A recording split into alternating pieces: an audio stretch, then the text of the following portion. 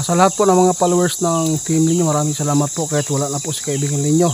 Nandito po rin yung suporta po nyo sa akin tulad po ng pumalit dito kay kaibigan Linyo, kundi si Pichay, no? Nandito po tayo guys kanina, napakain po tayo ng mga manok at saka yung pabo. Nandito po si kaibigan Linyo. Meron po siyang ipapaabot po sa atin kung ano po talaga ang totoong nangyayari kay kaibigan Linyo yun doon sa kanilang hari. Masakit man guys na mawala si Linyo, pero hindi naman po totally na masakit dahil po nandito po si Pichay, no? Handang tumulong din. At meron po siyang ipapaabot sa atin guys, no? Baka po nakalimutan ninyo guys tungkol po sa ipanapaabot ni kaibigan niyo noon na magkakagulo po yung Pilipinas.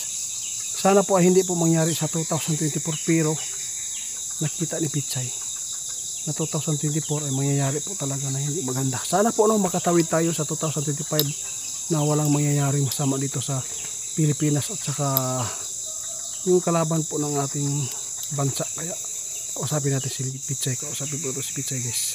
Nandito po siya at mayroon po siyang ipapaabot sa atin tungkol po ito sa kalagayan ni kaibigan Linyo. At saka hindi lang po yung kalagayan ni Linyo yung tinitingnan, kasi yung hinulaan ni kaibigan Linyo na mangyayari po yung kaguluhan dito sa Pinas.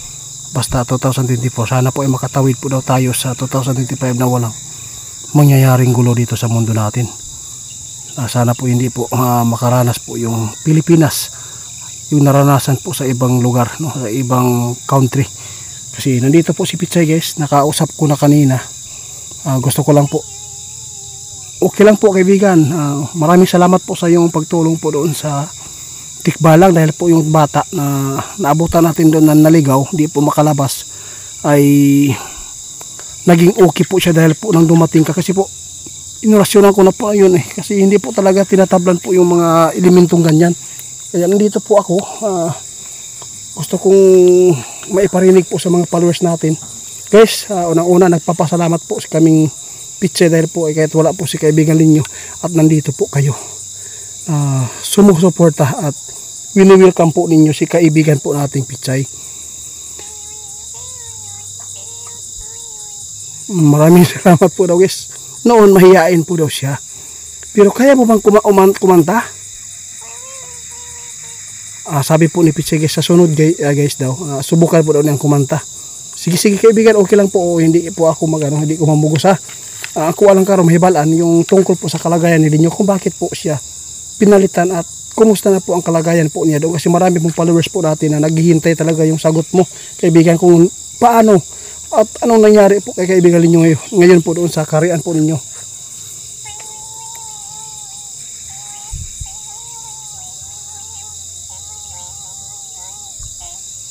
Ay naku po guys, nakakaawa po pala si kaibigan Linyo. Hanggang ngayon guys, no, meron po siyang karamdaman na hindi pa nagagamot po. Dahil po nung nangyari po yung sagupaan po doon sa Baliti, sabi ni Pichay, malala po talaga yung tama. Yung pagpapakita, pagpunta po niya dito at papaabot sa atin na nakikipag-usap po siya ng maayos. Hindi po niya ipinapakita sa atin na meron siyang karamdaman na bit niya na malala.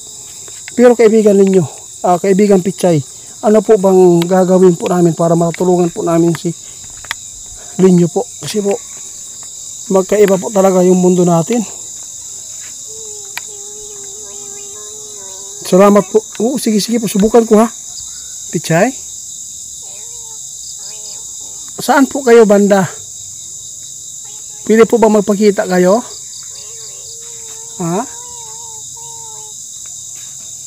Salamat ha. Uy, nasa niyog po pala siya guys. May nagparamdam mo. Si Pichay guys. Pichay! Hindi kita nakita. Ha? Nasa puno ka? Nasa puno po daw si Pichay guys. Sige. Puntahan kita doon para makita ka namin. Salamat po kaibigan ha. Rinig mo yung boses ko kahit malayo ka? Yung boses mo parang malapit dito sa harapan ko lang. Salamat po. At saka, kumusta si kaibigan Linyo? Ano po talaga yung mangyayari po sa kanya kung hindi po siya magamot?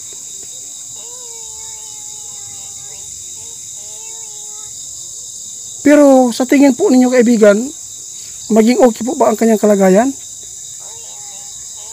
Hindi pa daw niya alam guys, ni Pitsay guys. Pero may nag-aalaga na po doon sa kanya at may naggamot na po sa kanya, yung kaibigan po niya. Nagbintin. Salamat po kaibigan, Pitsay. Sabihin mo lang kung magkita kayo ni Linyo na sana bumalik siya at maging okay na po ang lahat. Maraming salamat po.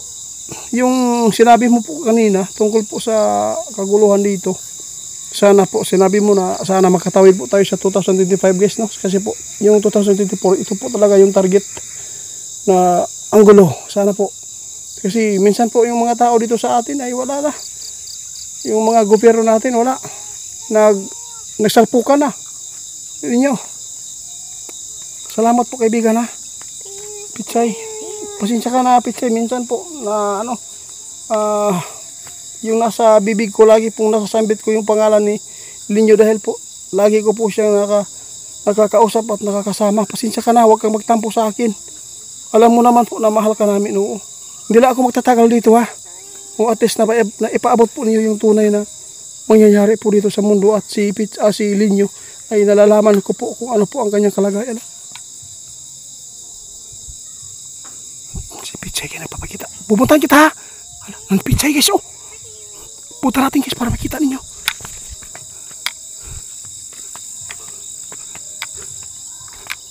Wala man lagi eh. Wala, lakad lang siya dito guys. Salamat ha, salamat. Sige po, sige. Okay lang po sa akin.